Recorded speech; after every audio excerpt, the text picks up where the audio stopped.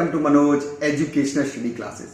आज की क्लास में हम बात करते हैं राष्ट्रीय साक्षरता मिशन, जो भारत सरकार द्वारा 5 मई 1988 ईस्वी में शुरू किया एक राष्ट्रव्यापी कार्यक्रम है, जो राष्ट्रीय साक्षरता मिशन प्राधिकरण एवं मानव संसाधन विकास मंत्रालय के मार्गदर्शन में काम करता है, जिसका प्रमुख लक्ष्य 15 से 35 आयु वर्ग के वयस्कों को साक्षरता के द्वारा शिक्षित करना है। जो राष्ट्रीय साक्षरता मिशन है, उसका मतलब केवल व्यक्ति को पढ़ना, लिखना और गिनना सिखाना नहीं है, बल्कि जो राष्ट्रीय साक्षरता मिशन है वो व्यक्ति के जीवन को बदलने, उसको आगे बढ़ने और उसमें एक समझ विकसित करने, ताकि वह अपना विकास कर सके। क्योंकि जब व्यक्ति अपना विकास करेगा तो वो राष्ट्र के विकास में भी अपना योगदान दे सकता है। विकास की प्रक्रिया में भाग लेने से वंचित जो लोग रह गए हैं, उनके क्या कारण है, उससे अवगत होना होगा। जब उससे हम अवगत हो जाएंगे तो उनकी स्थिति को हम सुधार सकते हैं। तथा इसी मिशन का एक लक्ष्य यह भी था कि देश की जो आर्थिक स्थिति है उसके विकास के लिए कौशल हासिल करना, यानी व्यक्ति को इतना निपुण कर दें हम कौशलों में, ताकि जो देश की आर्थिक स्थिति है वो सबल बन सके और देश हमारा उन्नति कर सके। इसी के साथ साथ राष्ट्रीय एकीकरण, यानी अपने राष्ट्र को एकता के एक सूत्र में पिरो दिया जाए।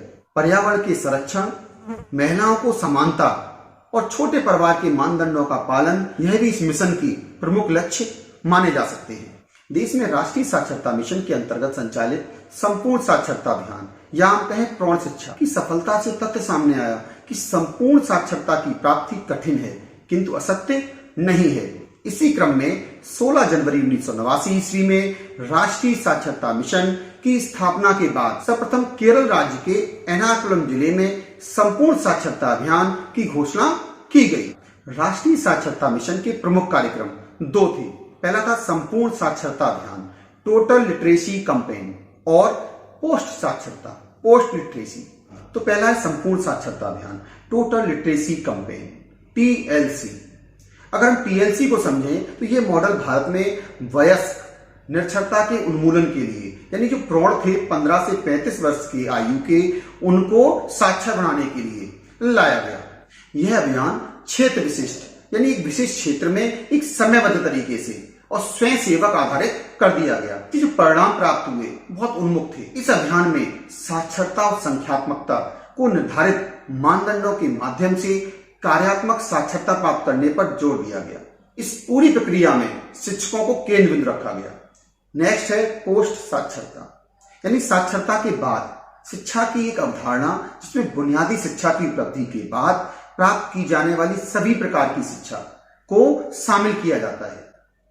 पोस्ट साक्षरता को प्राथमिक साक्षरता और उसके समकक्ष और उसके आगे जो भी वो अध्ययन करेगा उसके बीच का पुल कहा जाता है। यानी जो प्राथमिक साक्षरता थी और उसके बाद जो वो साक्षरता प्राप्त करेगा उच्च स्तर की, उसके बीच में जो साक्षरता उसे दी गई संपूर्ण साक्षरता अभियान के द्वारा, उस पुल का काम करता है पोस्ट साक्षरता। पोस्ट साक्षरता कार्यक्रम का उद्देश्य व्यक्तियों को बोलना, पढ़ने, लिखने और संख्यात्मक और समस्या सुलझाने के कौशल को मजबूत करना है। संपूर्ण साक्षरता अभियान की विशेषताएं देखिए। जो संपूर्ण साक्षरता अभियान था, उसकी सफलता की अगर बात की जाए तो कहीं ना कहीं जनता की अभिप्रेरणा एवं सामुदायिक सहयोग पर आधारित थी।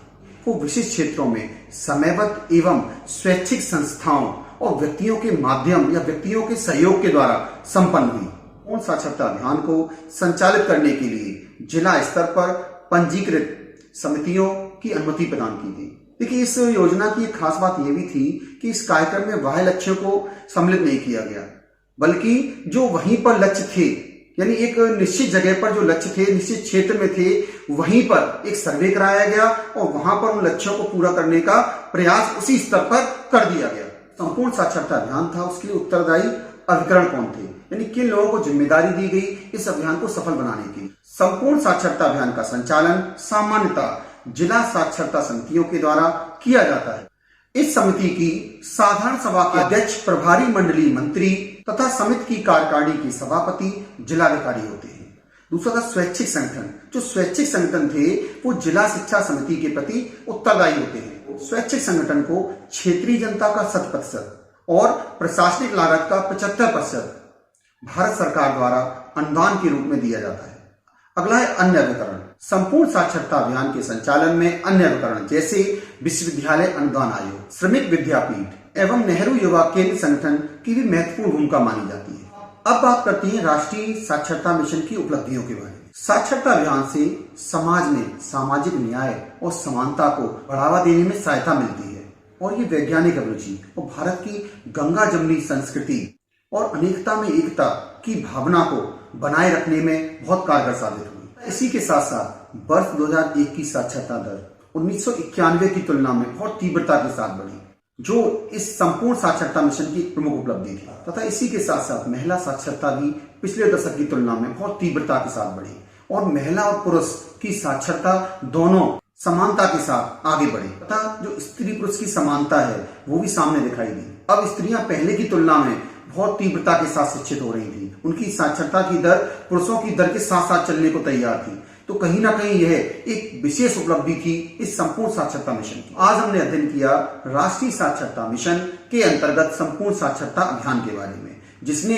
देश की साक्षरता की दर को बहुत तीव्रता के साथ आगे की ओर बढ़ाया और कहीं ना कहीं वो वर्ग या हम कहें जो प्रौढ़ वर्ग जो शिक्षित नहीं हो पा रहा था, निरक्षर था, उसको भी साक्षर करने का एक सराहनीय प्रयास किया। तो आज के लिए बस इतना ही।